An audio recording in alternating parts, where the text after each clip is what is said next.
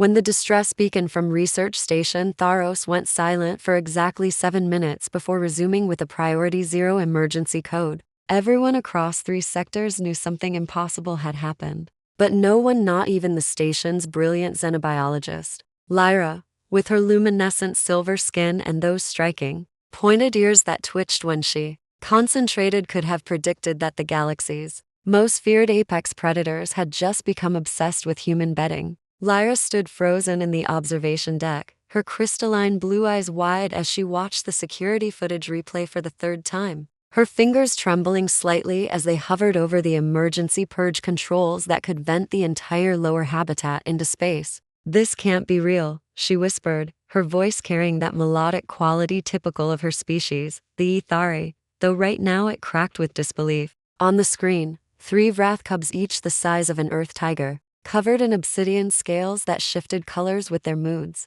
sporting rows of serrated teeth designed to tear through reinforced hull plating, were rolling, purring, and burrowing into a pile of quilts and fleece blankets stolen from the human quarters. Vrath were nightmare incarnate, apex predators that had depopulated entire colonies. Creatures so dangerous that galactic law mandated orbital bombardment of any planet where they established breeding populations. And yet here were 3 juveniles acting like the Earth kittens she'd seen in the human database. "Tell me you're seeing this too," came a voice behind her, and Lyra turned to find Marcus Webb, the station's only human resident and their environmental systems engineer, standing in the doorway with 2 cups of that bitter earth beverage he called coffee, his brown hair disheveled from sleep, his green eyes matching her own expression of complete bewilderment. Marcus had been assigned to Tharos 6 months ago, and in that time Lyra had gone from finding his species' customs bizarre to looking forward to their daily briefings with an eagerness she didn't quite want to examine too closely.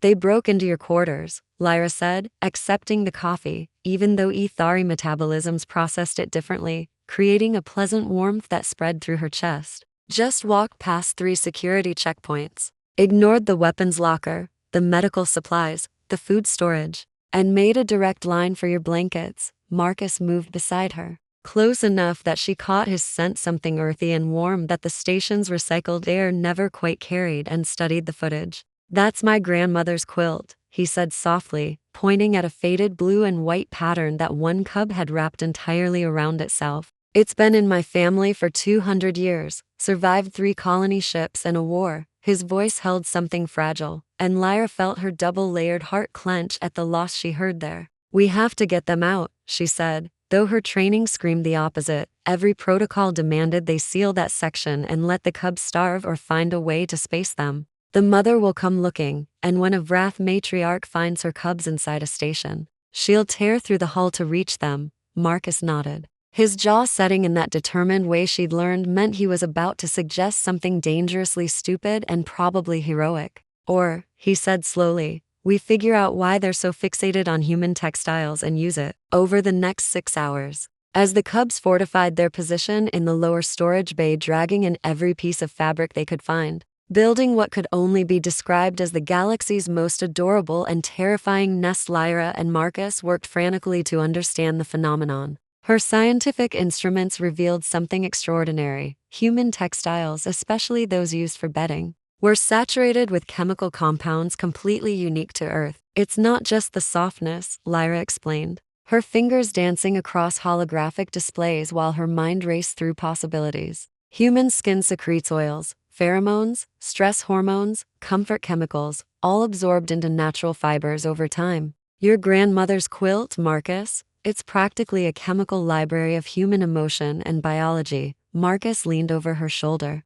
studying the data, and she found herself very aware of his presence. The way his breath stirred the silver hair near her ear. "You're saying they're attracted to human scent?" he asked. "Not attracted," Lyra corrected, pulling up comparative neurology scans. "Calmed by it. Look at their brain activity. The aggression centers are nearly dormant, while their social bonding and comfort receptors are hyperactive. Whatever chemical signature humans leave on their belongings, it's acting like a pacifier for one of the galaxy's most dangerous species." The implications hung between them, vast and world-changing. But before either could speak, alarms shrieked through the station. The mother Vrath had arrived. Lyra's hands flew across the controls, pulling up external cameras, and her blood went cold. The matriarch was massive, easily 15 meters long, her scales the deep crimson of spilled blood, her 6 eyes glowing with bioluminescent rage as she circled the station's perimeter. "She's testing the shields," Marcus said, his voice tight.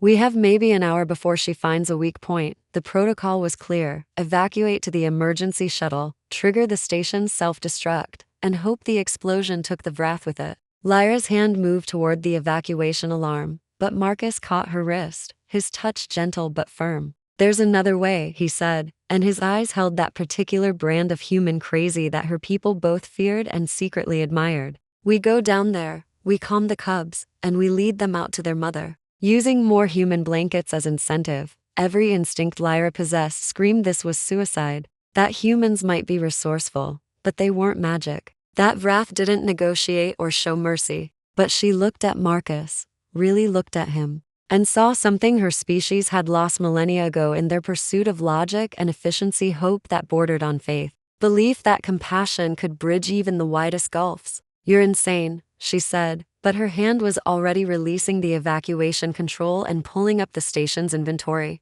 Completely typically, impossibly human, his grin was like a star-going nova, bright enough to warm the cold places in her careful, scientific heart. They gathered every piece of human textile on the station: blankets, towels, Marcus's spare clothes, even the worn hoodie he'd draped over her shoulders one night when she'd been shivering in the observation deck, which she'd kept in her quarters for reasons she told herself were purely practical. Armed with fabric and what Marcus optimistically called a plan, they descended into the lower levels, where the air grew thick with the musk of Vrath and the temperature spiked from the cubs' elevated body heat. The den the cubs had constructed was both terrifying and strangely beautiful. A cave of stolen softness in the station's harsh metal corridors, blankets and sheets woven into walls. The grandmother's quilt spread like a throne in the center, where the 3 cubs lounged, their scales shifting through gentle blues and purples colors Lyra's research had taught her. That indicated contentment in juvenile Vrath. "They're babies," Marcus whispered,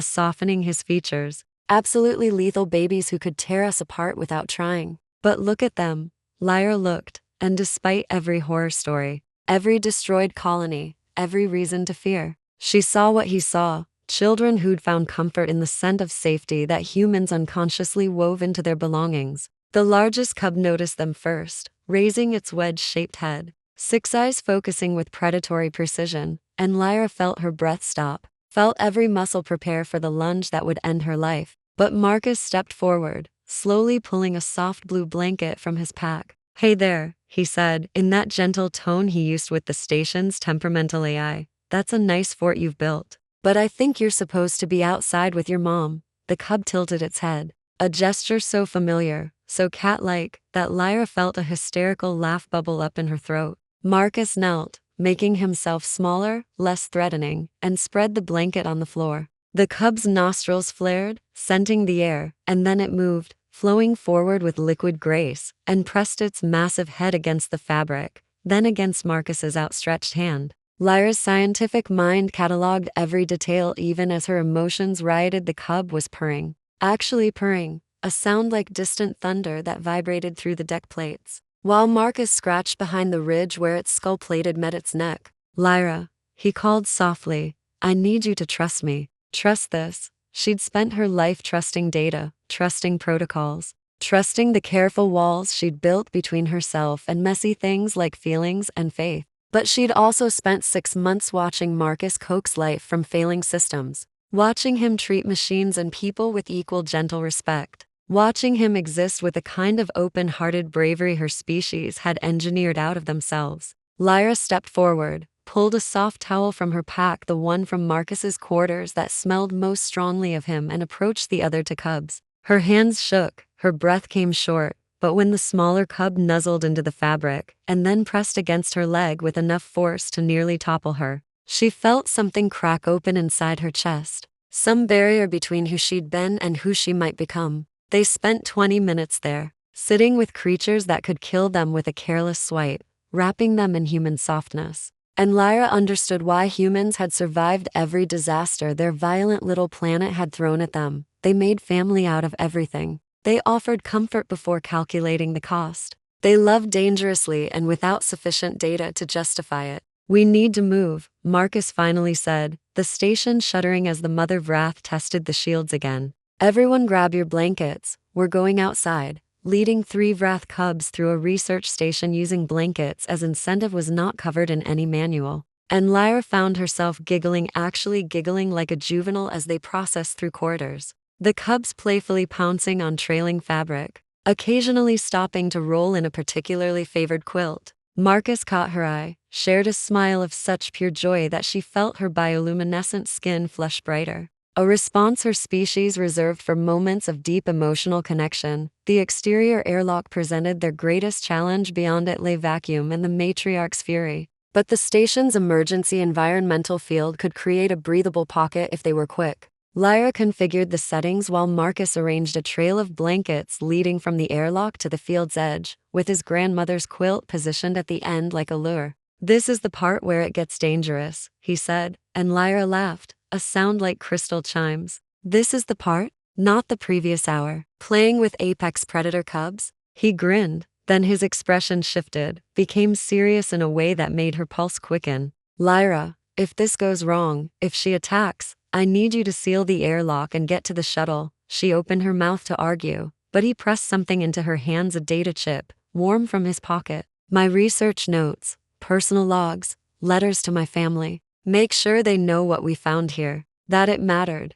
Her fingers closed around the chip, around the trust he was offering. And she made a decision that would have horrified her rational, protocol following self from 6 months ago. "If this goes wrong, we both get to the shuttle. Or neither of us does. Because I'm not leaving you, Marcus Webb. And you'd better accept that right now." The look he gave her held entire conversations. Promises and possibilities, everything. Her people thought they were too evolved to need. And then he squeezed her hand once, quickly, before turning to trigger the airlock. The cubs bounded out into the environmental field, drawn by the blanket trail, playing in the limited atmosphere. And for a moment, Lyra thought they might actually survive this insanity. But then the matriarch rose into view, massive and ancient and furious. Her roar transmitted through the station's hull like the end of worlds. The cubs froze, then called back, high-pitched sounds of distress and greeting. And the matriarch's 6 eyes fixed on the airlock,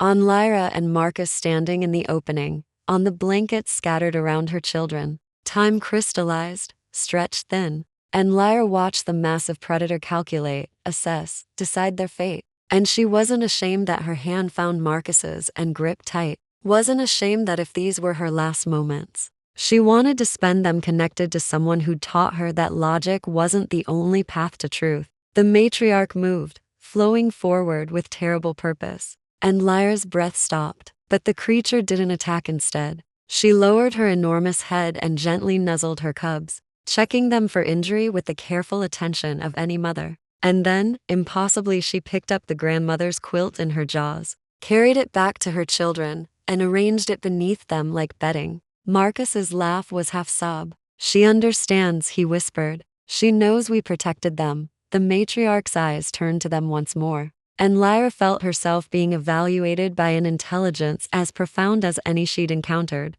Then the great creature did something that would make Lyra question every assumption her species held about predators and sapience and the nature of gratitude. She bowed her head, once deliberately, before gathering her cubs and disappearing into the planet's violet twilight. The quilt still clutched carefully in the smallest cub's jaws. They stood in the airlock for long minutes after, neither speaking, hands still clasped, until Marcus finally said, "My grandmother would have loved that her quilt made it to another world, protected another family." Lyra turned to him. This human who'd upended her careful life with his coffee and hope and dangerous compassion, and felt her walls finally, fully crumble. "Marcus, what you did today, what we did, it's going to change everything. Protocols, policies, our understanding of Vrath behavior, maybe even human ethari relations." He smiled, tired and brilliant. "Is that your scientific way of saying we made a good team?" She could have responded with data, with careful diplomatic phrasing, with all the emotional armor her species prized. But instead, she chose the human path, the dangerous, honest one.